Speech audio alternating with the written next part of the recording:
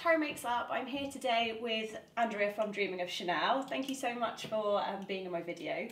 So we're going to be looking at the vintage inspired pieces by Dawn O'Porter's brand, which is Bob. So make sure you use the hashtag BobTakeover, guys, as well, if you're going to be retweeting any of these pieces, and we'll be giving you some little tips and advice on how to update your makeup as well, inspired by vintage makeup, but with a modern twist as well. So all the links will be below in the description box, guys, and I'm going to crack on with the makeup. The first thing I'm going to use on Andrea is the Giorgio Armani Luminous Silk Foundation.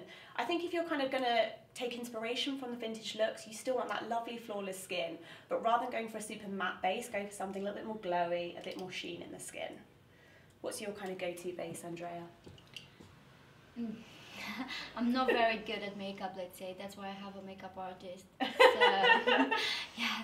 Do you like doing your makeup? Do you find it relaxing? Yeah, it is. Yeah, I do find it relaxing, but it's quite. I'm not very good at it, so I'm like trying to stay far away from it.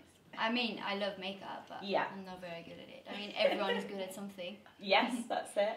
So, what's your favourite era for kind of styling? And I think vintage, something maybe 60s. Okay. 60s, yeah, cool. Quite like that era.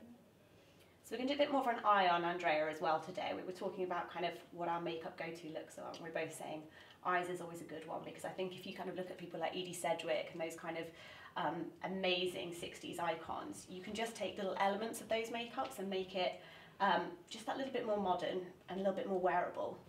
So next thing I would say, if you're wanting to take inspiration from those really beautiful kind of vintage skins and make it a little bit more modern, is take something like a skin highlighter. Now I'm using one by Becca, and it's a Shimmering Skin Perfector, and it's in pearl, and this just gives a very beautiful sheen. It's not glittery, it just gives a bit of a glow to the skin. I'm just going to use my finger, and I'm just going to apply that to the top of cheekbones. And the nice thing with this product is you can just build it up, so you can kind of take it as sheeny, or if you want it to sort of more minimal sheen, you can just apply slightly less.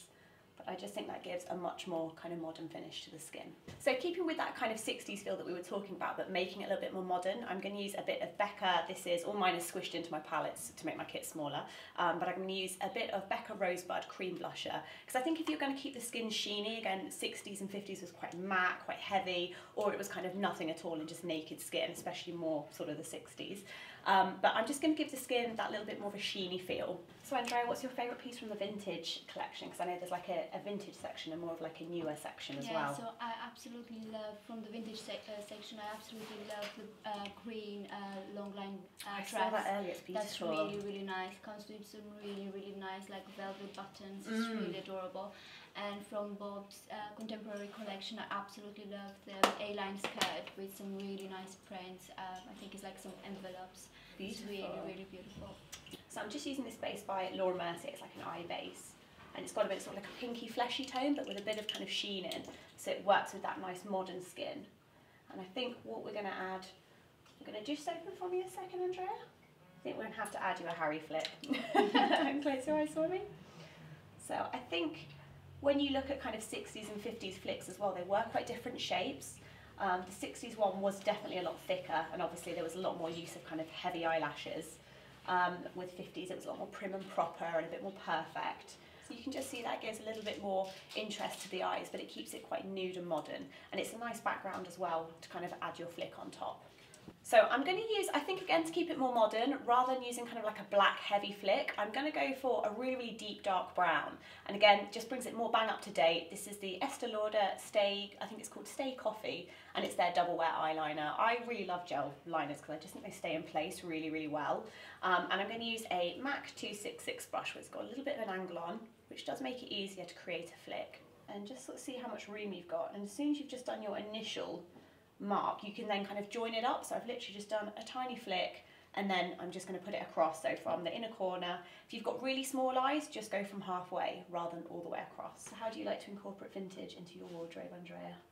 So I'm usually wearing just one piece and try to wear it with different contemporary pieces, something more with a modern twist, especially when it comes to dresses. With dresses a bit more difficult, but if you add the correct accessories, yeah, it will really make it work. I mean, obviously an outfit is not really complete without accessories, so I think especially shoes. Yeah, especially shoes, yeah. Just use your liner to mark your kind of initial tick, if you like, the end of the flick, so you guys can see that. And then if you close for me, Andrea, and then I'm just following that line back down. And you can start quite messy and then kind of neaten up your line as you go along. And thinning out as you go to the inner corner. So I'm just neatening the flick. So because we're using brown, I can make the shape that little bit more graphic and a bit more extreme. It kind of gives you a bit more license to go a little bit more graphic. But you see, I'm just lifting as well. If you lift, that kind of helps you get the shape as you go. And then the next thing I'm going to do is give the lashes a little bit of a curl. I think curling the lashes, whatever era you're inspired by, just opens the eyes up a lot. So I'm just going to take a pair of RMK eyelash curlers. So if you look right down for me, Andrea, just look at your hand for me. So I'm just going to lift them. Does that feel okay? Yeah. And just tilt the eyelash curler back a little bit. So I'm going to take Bobbi Brown, and this is their Smokey Eye Mascara, and I'm just, do you? So good, yeah. It's very good. It's really good. And I'm just kind of holding it and sort of wiggling it through the lash a little bit. And then I'm going to take a fan brush by MAC and just do another little Harry trick that I always do, which is just take a little bit of excess mascara, and then you just want to paint the tops of the lashes so they're really deep black. Can you close me, Andrea? So this just saves you having to get the false eyelashes out. And again, just keeps it a bit more contemporary. And I'm literally just popping that on the tops of the lashes and again wiggling it through to the roots.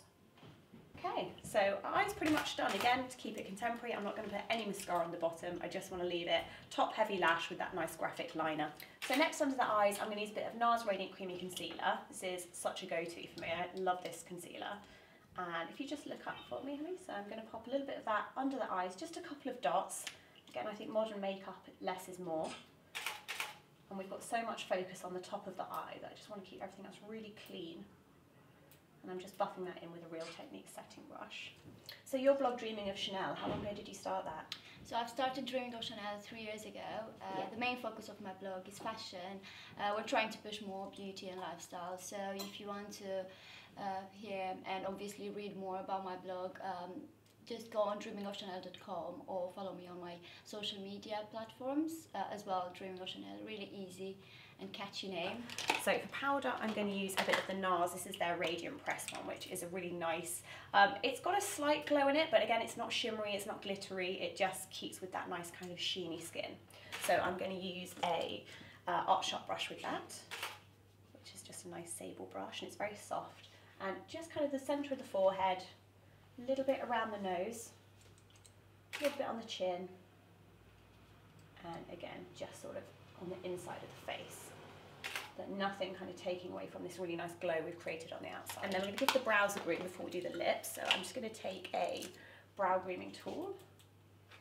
And I think for the brows, again, to keep it that kind of modern feel, I'm just going to run some clear brow gel through it, just to keep it really simple, very effortless as well. And this is by MAC. Just take a bit of the excess off in your hand. So I'm just going to, and I'm going to spike them up a little bit, just so again they've got more of a feathery feel. And then to keep with the kind of nice balmy, sheeny feel and keep that kind of nice neutral finish all over, I'm going to use a bit of the Clarins Eclat Minute, and this is their Instant Light Perfector. Again, you guys have seen me use these a million times, but that's because they're really good. So I'm using the shade 06, and it's just quite a nudie tone. I'm just going to use it with my finger, and I'm just going to dab that on for a little hint of colour that kind of mimics a similar colour that we've got on the eyelid.